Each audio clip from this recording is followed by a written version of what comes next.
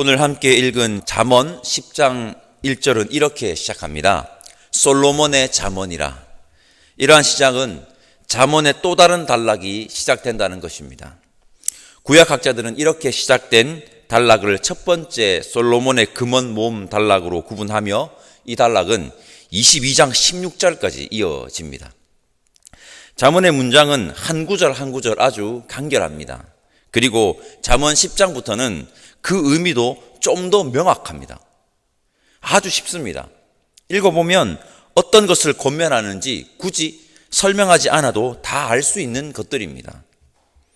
굳이 설교하지 않아도 읽어보는 것만으로 충분히 그 의미를 알 수 있는 구절들이 대부분입니다. 즉 문자적으로 아주 쉽다는 말입니다. 그러나 여러분, 그것을 삶의 지혜로 마음에 새기고 그 지혜대로 살아가는 것은 다른 문제입니다. 그런 차원에서 잠언은 결코 쉽지 않습니다. 어렵습니다. 아니, 매우 어렵습니다. 잠언은 총 31장까지 있습니다. 한 달은 보통 30일, 31일입니다. 이런 권면들 많이 하지 않습니까? 잠언은 하루에 한 장씩 읽기 좋은 성경이고 잠언을 하루에 한 장씩 읽으면 너무 좋다고 많이 권면을 하고 그렇게 또 읽으신 분들도 있을 것입니다. 잠언을 하루에 한 장 읽는 것은 한 구절 한 구절 아주 간결하게 되어 있고 그렇게 길지도 않습니다. 굳이 많은 해석도 필요하지 않은 쉬운 문장이고 거기에다가 한 달은 보통 30일에서 31일이니 딱 맞아서 떨어집니다. 그러나 잠언 10장을 묵상하는데 이런 생각이 들었습니다. 잠언을 하루에 한 장 읽으면 좋은 것은 그렇게 살아가는 것이 결코 쉽지 않으니 매일매일 읽으면서 지혜의 삶이 무엇인지 확인하고 결단하라는 의도가 있구나라는 생각이 들었습니다. 하나님이 원하시는 지혜의 삶은 여러분 결코 쉽지 않습니다. 항상 확인해야 하고요, 점검해야 하고 결단해야 합니다. 그렇게 잠언의 말씀을 가까이 함으로 지혜의 삶을 살아가는 저와 여러분들 되시기를 오늘 이 새벽 시간을 통해서 권면드립니다. 그러한 마음으로 오늘 우리 10장의 말씀을 함께 나누었으면 좋겠습니다. 오늘 10장을 읽으면 32절까지 꽤 긴 구절을 가지고 있지만 10장은 많은 구절들이 여러분 같은 의미를 가진 구절들입니다. 잠언 10장이 우리에게 권면하고 있는 지혜 중 먼저 재물에 관한 지혜의 말씀을 살펴보겠습니다. 우리 2절과 3절 말씀 함께 읽어볼까요? 2절과 3절 함께 읽겠습니다. 불의의 재물은 무익하여도 공의는 죽음에서 건지느니라.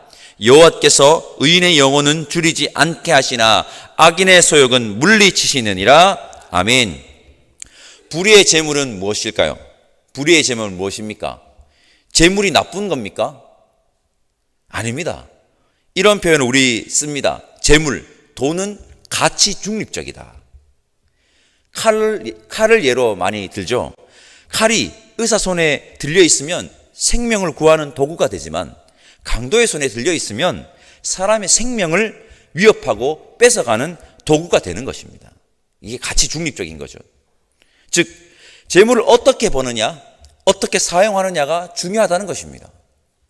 재물을 모으는 과정에서 누군가를 짓밟고 불법을 행하고 세상에서 다 그렇게 해라고 여기며 주변을 돌아보지 않고 자신의 부를 채우는 것에만 급급하게 버는 것, 그렇게 번 재물을 불의의 재물이라고 할 수 있습니다.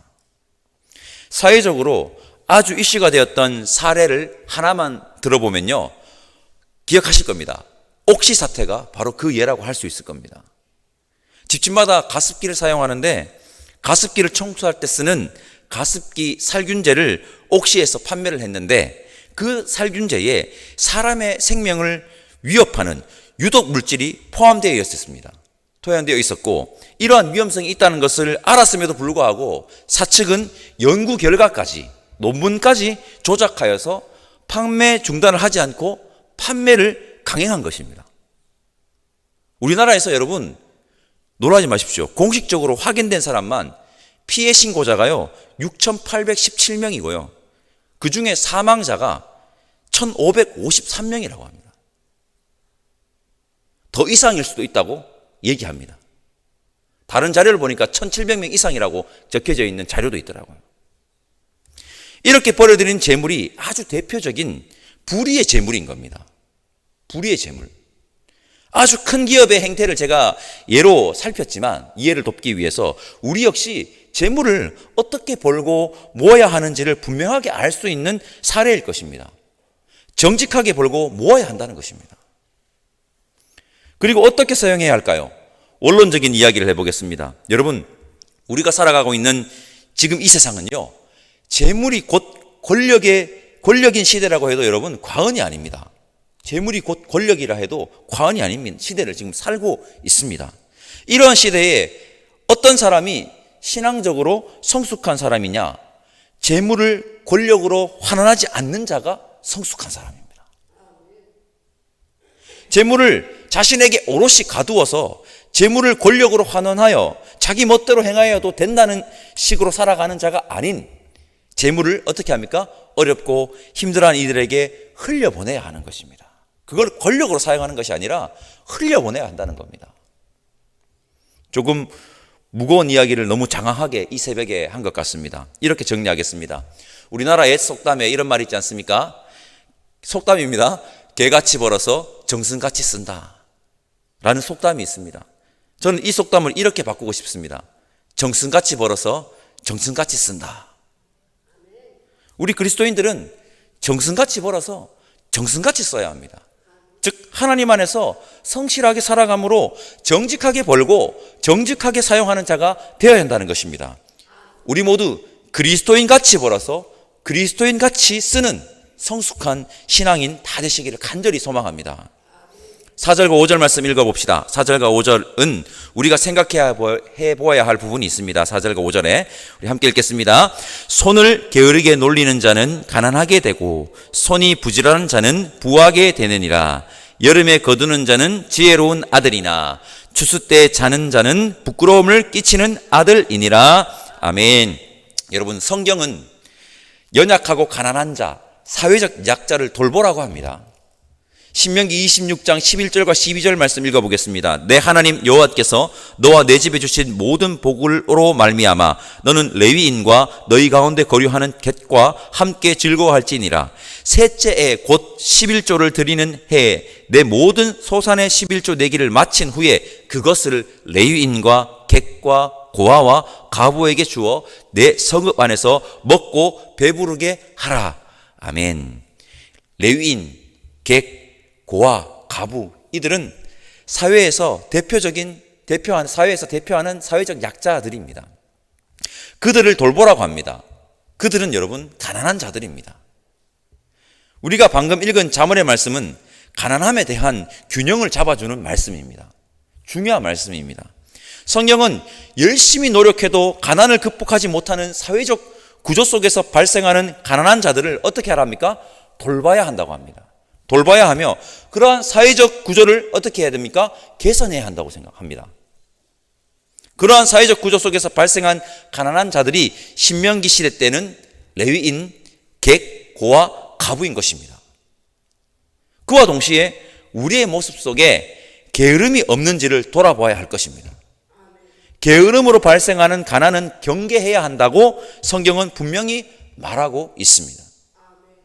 사회 구조적으로 필연 발생하게 되는 가난한 자들은 우리가 돌봐야 하고, 더 나아가서 가난을 열심히 일해도 가난에서 허덕이는 그런 필연적으로 발생하는 이 사회의 구조적인 악을 개선하기 위해서는 노력해야 되지만, 자신의 게으름으로 인해 발생하게 되는 가난은 반드시 근절되어야 함을 여러분들에게 잠언의 말씀을 근거로 확실하게 말씀드립니다. 우리 주어진 일에 최선을 다해야 하는, 우리는 주어진 일에 최선을 다해야 하는 성실한 그리스도인들이 되어야 한다는 것을 기억하시고, 그 성실한 그리스도인들이 저와 여러분들이기를 간절히 소망합니다. 잠언 10장은 의인과 악인을 명확하게 대조시키고 있습니다. 제가 6절과 7절 말씀 읽어보겠습니다. 의인의 머리에는 복이 임하나 악인의 입은 독을 머금었느니라. 의인을 기념할 때에는 칭찬하거니와 악인의 이름은 썩게 되느니라. 아멘. 이외에도 잠언 10장을 우리 함께 읽었지만 의인과 악인을 명확하게 대조하여서 교훈을 주는 구절들이 있습니다. 의인과 악인의 대조 속에서 잠언의 저자가 우리에게 말하고 싶은 것은 이것입니다. 의인은 생명을 살리는 행동을 하지만 악인은 생명을 위협하고 죽이는 행동을 한다는 것입니다. 명확하죠? 우리 모두는 하나님의 참 생명을 누리는 자입니다. 생명을 살리는 행동을 하는 하나님 안에 거하는 의인들이 우리 모두이기를 바랍니다. 잠언 10장은 우리에게 또한 말에 관한 지혜의 말씀도 알려주는데 우리 11절에서 14절까지 말씀 함께 읽어볼까요? 11절에서 14절 함께 읽겠습니다. 의인의 입은 생명의 샘이라도 악인의 입은 독을 머금었느니라. 미움은 다툼이 일으켜도 사랑은 모든 허물을 가리느니라. 명철한 자의 입술에는 지혜가 있어도 지혜 없는 자의 등을 위하여는 채찍이 있느니라. 지혜로운 자는 지식을 간직하거니와 미련한 자의 입은 멸망에 가까우니라. 아멘. 미련한 자의 입이 미련한 자, 어떤 사람이 입이 미련한 자일까요? 제가 직설적으로 말씀드리겠습니다. 할 말 못할 말 구별하지 못하는 자입니다. 살리는 말이 아니라 죽이는 말을 하는 사람들입니다. 하나 되게 하는 말이 아니라 분열을 일으키는 말을 하는 자입니다. 사람을 따뜻하게 하는 말이 아니라 사람을 얼어붙게 하는 말입니다. 우리의 모습을 한번 돌아보시고 우리 입이 미련한 자가 아니라 지혜의 말을 하는 지혜자들 다 되시기를 바랍니다. 이제 우리 함께 1절 말씀 한 목소리로 읽어봤으면 좋겠습니다. 1절입니다. 솔로몬의 잠언이라. 지혜로운 아들은 아비를 기쁘게 하거니와 미련한 아들은 어미의 근심이니라. 아멘. 성도 여러분, 우리 모두 그리스도인 같이 성실하게 벌어서 그리스도인 같이 아름답게 쓰는 우리가 됩시다. 우리 모두는 생명을 살리는 하나님 안에 거하는 의인들이 다 됩시다. 우리 모두 지혜의 말을 하는 지혜자들이 다 됩시다. 그리하여 어미를 금심시키는 미련한 아들이 아니라 아비를 기쁘게 하는 지혜로운 아들이 다 되시기를 간절히 소망합니다. 기도하겠습니다. 하나님, 감사합니다. 우리 모두는 미련한 아들이 아닌 지혜로운 아들이 되기를 원하오니 성령 하나님 인도하여 주옵소서. 그렇게 세상을 살맛나게 하는 자들이 우리 그리스도인 되기를 원하오니 우리를 이끌어 주시고 우리를 통해 생명의 풍성함이 이 세상에 넘치기를 소망합니다.